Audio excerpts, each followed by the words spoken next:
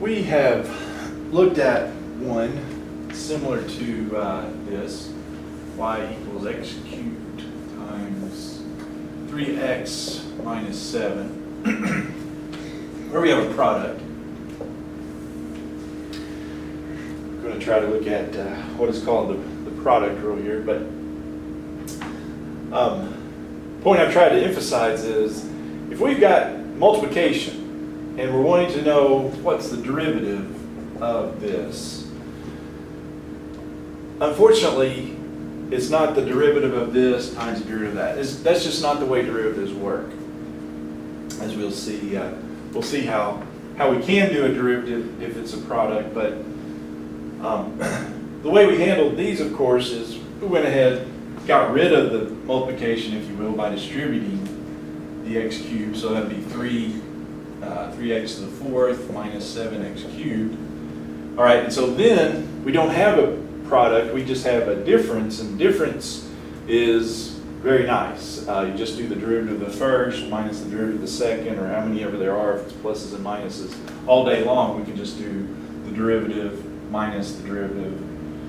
It's plus and minus, no big deal. So it's bring down the power rule will be 12x cubed. New power is minus 1. Same thing over here, bring down the power, multiply it, so it'll be minus 21x squared. Okay, so you can do that with minus, you can do that with plus, but you just can't do it with, and you know, that is the true derivative here, and you can see, this is a good example, that if I did the derivative of x cubed, so let me rewrite that. I'll just verify here that it just doesn't work, derivative times derivative, because what would be the derivative of that? 3x squared, and then the derivative of that is just 3, because the derivative of 7 of a constant is 0. That's just 9x squared. If I do the derivative times the derivative, you see, I get 9x squared. That's nowhere near what the derivative is, you see. So that just verifies that, yeah, you can't just, if you have a product, you can't do the derivative times the derivative because it doesn't work. So what is it? So if we've got y equals f times g, we've seen that y prime is not f prime times g prime. Okay, that's just not the way it works. So how does this work? Well, that's why I've given you the handout there, product rule for derivatives. So let's say I've got, we'll just do it with f of x times g of x. So on line 1, using the definition of derivative, you know, the definition of derivative is f prime of x equals limit as h approaches 0, f of x plus h minus f of x over h. Well, it's just here. Here now, I have two things, and so I just do, for f of x plus h, I'll just do x plus h, so it'll be the limit as h approaches 0 of f of x plus h times g of x plus h. That's what I get, right, if I plug in x plus h, minus f of x. Well, we've got f of x, g of x, so that's what next would be, and then divide by h. So that's line 1 I've got. All right, so on line 2, on the handout there, here's what I've got. Limit as h approaches 0, f of x plus h times g of x plus h, minus f of x plus h times g of x, plus f of x plus h times g of x, minus f of x times g of x. And I'm asking there on the side, what was done right there? From this step to this step, you notice really what I put in was minus f of x plus h times g of x plus f of x times g of x. You see that what I really did was I didn't add anything to this because that minus that plus that is 0. I've essentially added nothing to this. I've added 0. But on 3, if I do this on line 3, I got the limit as h approaches 0, f of x plus h times g of x plus h, in brackets here, minus g of x, that in brackets, plus g of x times f of x plus h. It's f of x. Do you see what I did there? What did I do there? Basically what I did there was I grouped these two and factored off an f of x plus h. Right? Those have a common factor of x, f of x plus h. Then this, I grouped these two, and those two have a common factor of g of x. So that's all I did. All right? So now for line 4, I've got the limit as h approaches 0 of f of x plus h times g of x plus h minus g of x over h plus the limit as h approaches 0 of this g of x, f of x plus h minus f of x over h. So, whoops, forgot the over h there. All that's over h on line 3. But line 4, what I did is I just, limits are really, really nice. Derivatives, you can't do the product like this. But on limits, just about anything goes. You can split up the limit just about any way. And so that's what I did here. I just broke these up into 2 separate limits. Now, like I said, with limits, I can break this up. So I think that's what I've got. Line 5, I've got the limit. So I've got the limit of this times the limit of that. On line 5, yeah, line 5.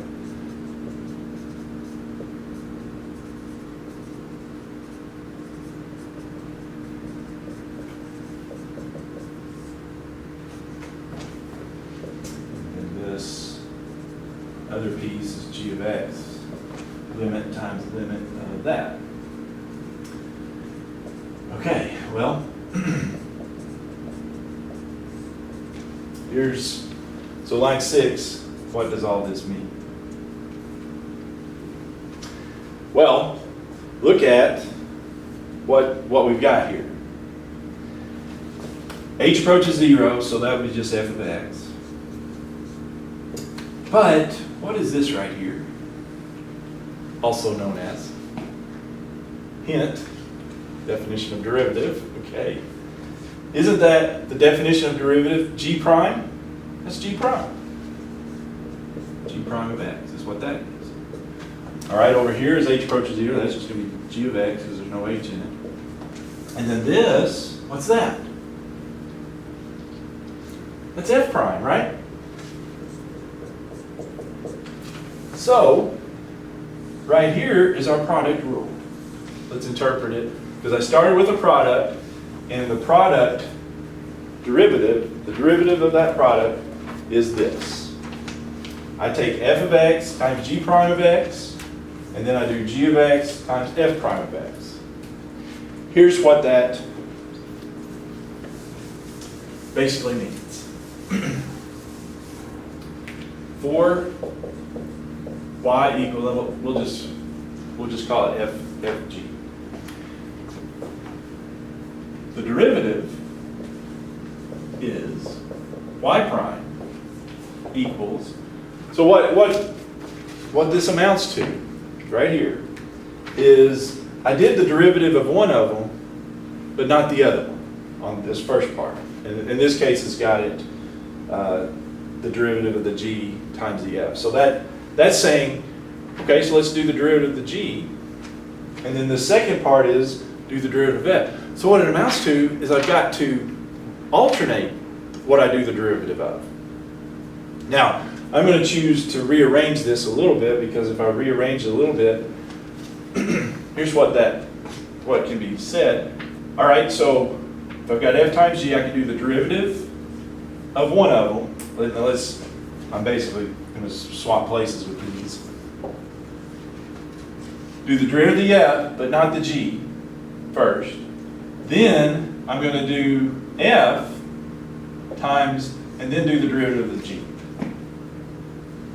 That's just a rearranging of that, but it's the same thing. And that, I think that's usually the way most people try to do it. But it's just, you have to alternate which one you do. If you got a product, you got to alternate which one you do the derivative of. That's what it amounts to. If we go back to that first example I had then, where I had y was x cubed times 3x minus 7, and I think y prime was, what was it? 3x to the 4, so it would be 12x 3 cubed minus 21x squared. Was that was what we had all here, wasn't it? Not going back through it, all the way through it. Notice that this would work on that. Because if I do, all right, so if I do this applied to that, so I do the derivative of that's 3x squared, but I don't do anything, I keep that as it is. Then I do vice versa, so I take the x cubed times the derivative, so I did the derivative here of that one. Then I do the x cubed and do the derivative of the second one here, which is 3. Notice that I get here y prime equals 9x cubed, if I distribute that, minus 21x squared plus 3x cubed. Combine those, you got 12x cubed minus 21x squared, which is the derivative that we know it should be. Obviously, that's the long way to do this one, but I want to show you that it does work. Okay? And sometimes, you know, we didn't have to do this on this one, but sometimes we have to do this. We can't do our distributing and then just do the product power rule. Okay? All right, so this, forgot to label it, but this is the product.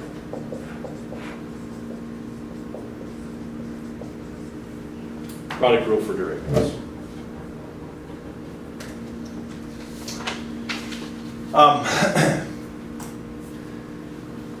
We'll get to later ones where it's a have-to deal, where we have to use the product rule.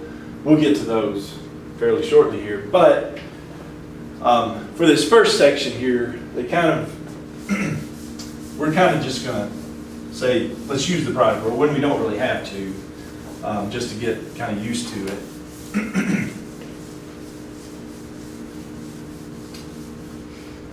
For example, all right, so let's differentiate. Again, that's just the term means find the derivative. Differentiate using the product rule.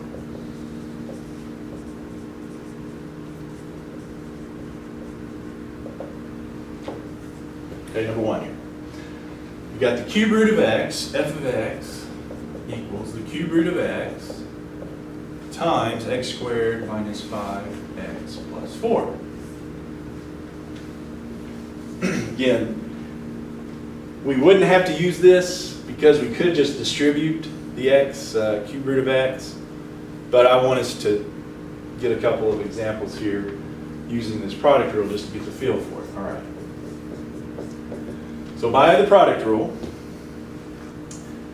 says if I've got one thing times another, by the product rule here,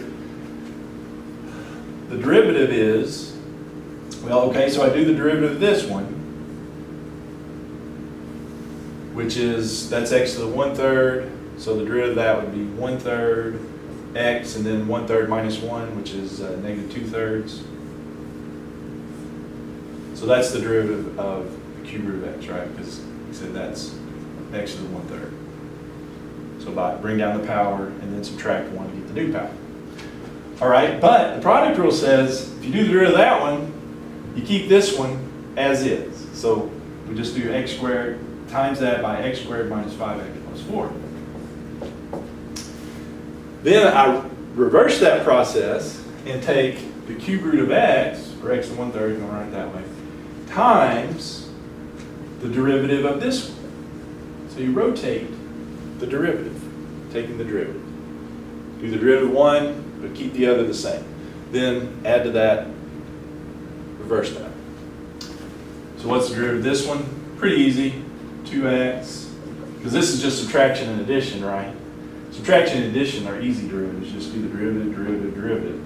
So that'd be 2x minus 5, do the derivative of that.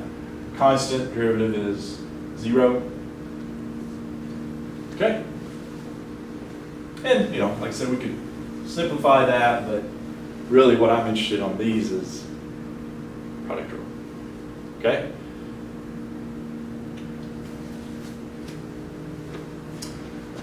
Number 2, g of m equals 3m to the 5th minus 9 times 7m cubed minus 8m squared plus 5.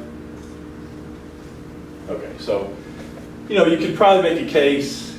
It might be easier here to, multiply that all out. We could, extended foil, we want to call it. I could multiply that out and then just do power rules.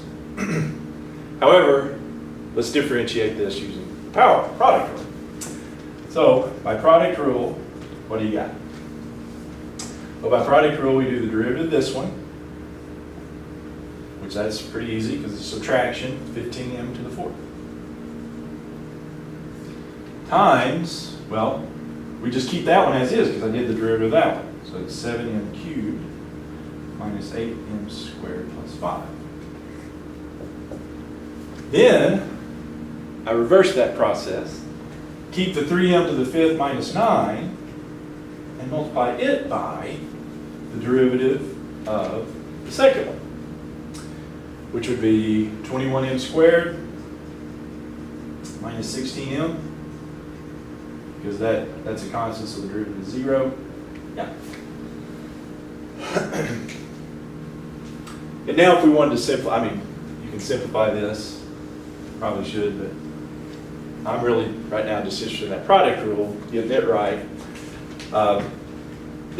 I guess you could make a case, well, then the multiplication here is a little easier because you got to distribute and you got to FOIL, but it's probably a wash. Which one would be easier? Multiply it here out first and then do the derivative, but like I said, I wanted to use the product rule, so that's what we're wanting on this one anyway. Okay? Now, so those we could do two ways now. We got two ways to do those. Distribute and then do the derivative or product rule. But there are some where you have to use this product rule, and they're coming up here pretty quick, but let me just give you a preview, I guess, of it. In a moment, we'll talk about the trig functions and their derivatives, and I'll do a little bit of explaining of where these come from, but for right now, let me just tell you that the derivative, d dx of tangent of x, one of our trig functions, turns out that's going to be secant squared x. Okay? Maybe we'll talk a little bit about why, but just know that right now, okay? Derivative of the tangent is secant squared x. All right. So why did I mention that? Well, this number 3 one I was going to do, 10x cubed, y equals 10x cubed times tangent of x. Yeah, the trig functions give us a good example of ones where we have to use product rule. Because, am I able to say, well, I can multiply the 10x cubed times, I can't multiply that x in here times the 10x cubed. That's just not how these things work, right? That's as simple as we could write that. 10x cubed times tangent x. What have I got? I've got a product. Something times x, something in terms of x times another something in terms of x. I've got a product. There's no way around it. There's no foiling, no distributing that I can do there. It's a product. Hence, to do the derivative, I have to use the product rule. So what's the derivative here? Well, Product rule says do the derivative of this. I'm going to break it up into basically those two pieces. 10x cubed, one piece, times the tangent of x is the other piece. So, derivative of the 10x cubed would be 30x squared. But what happens to the tangent of x there? I got to leave it as tangent of x, because I got to rotate the derivatives. Then I do the 10x cubed times the derivative of the tangent of x, which that's what I just explained to you, is secant squared x. Yeah. That's how we have to do our derivative in those cases. So there is times when you do have to use the product rule. It's not just some rule that we make you know for just the fun of it. You have to use it sometimes.